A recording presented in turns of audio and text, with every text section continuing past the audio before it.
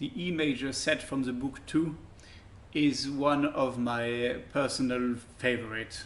I mean, I do have many favorites, but this is the first one on the set where I feel I absolutely love it.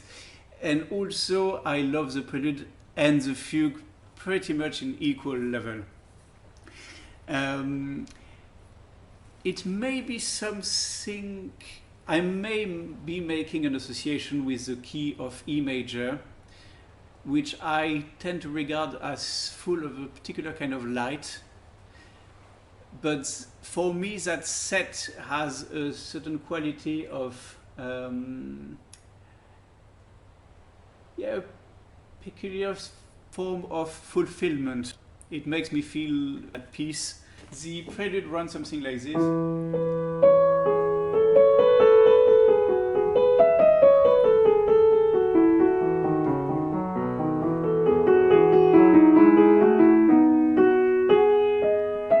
Something like that.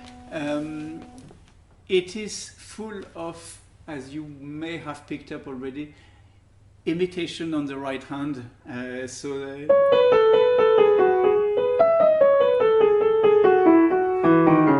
sometimes it even extends to the bass. So you have a little fragment, and then it gets passed on, and then it gets passed on again. It is one of those cases, and I do remember discussing that when I was talking about the F minor prelude of the first book, of, I will say, false polyphony, where though it's written in two voices, I think one should try to blend the voices rather than individualize them. So instead of doing, for example,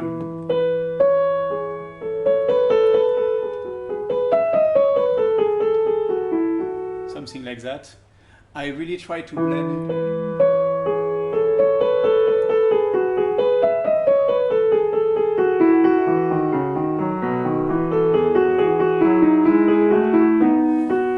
So that for the listener, it's not systematically clear which voice is doing what, if you want. But yeah, so it is this very delicate, absolutely marvelous piece. The fugue, I want to talk in a little more, perhaps, detail. It ranks easily in my top 3 of the 48. I think it's an utterly great piece. And it draws on a subject which was generic. I mean, this fugue subject existed at the time. It even had a name which I forgot, but it was like this.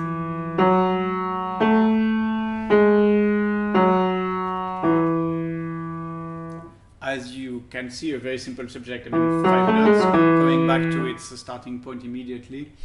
And you might think it's quite difficult to do something really interesting with it.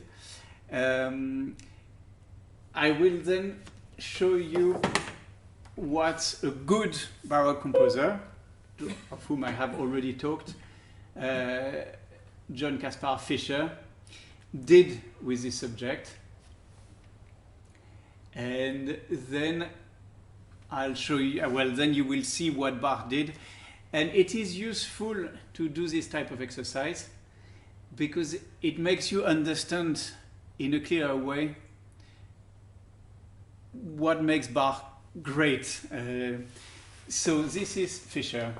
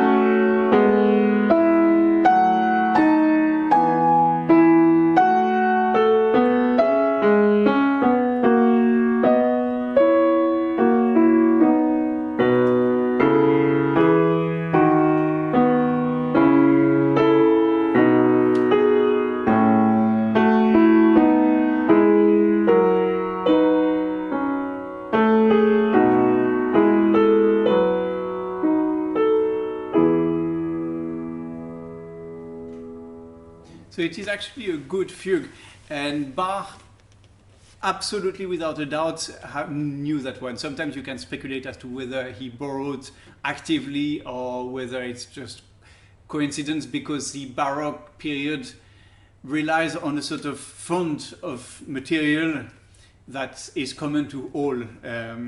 But here there is no question that this fugue was the starting point for the fugues that Bach has written. But where Fischer writes a good piece of polyphony on the subject, Bach does a poem. There is no other way of saying it. And to me, this fugue talks really about hope. That's what it conveys. And it is quite incredible to see it grow from that initial cell bare and rather unpromising, actually, and gradually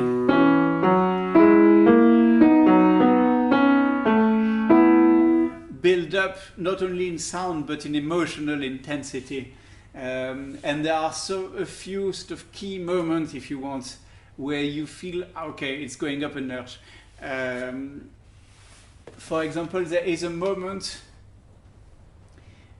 where the note value shortens, so where you go from this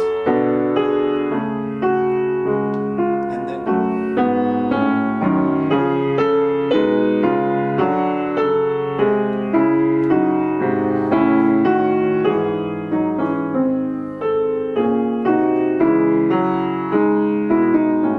it's already more moving, and then you get an incredible stroke of genius, which means that Bach is one of the greatest musicians that ever lived. He puts the subject in shortened form, so instead of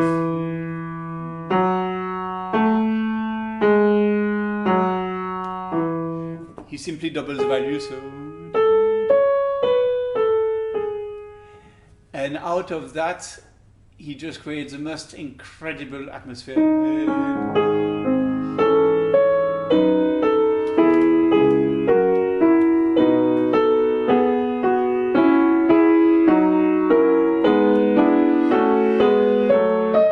So that in the end, when this has finally expanded to its maximum point, you feel you are really hearing the bells at Easter or something like that. So,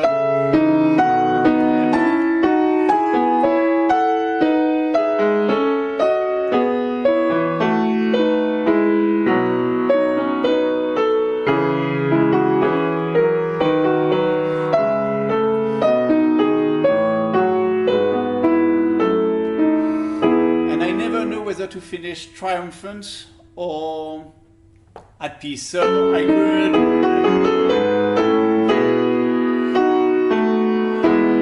and that would be fitted, but you could also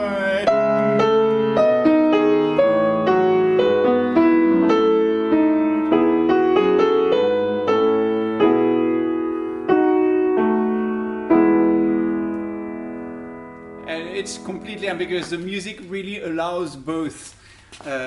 So I guess it just depends on your moods at this particular time. So yes, a fugue that is genuinely extraordinary.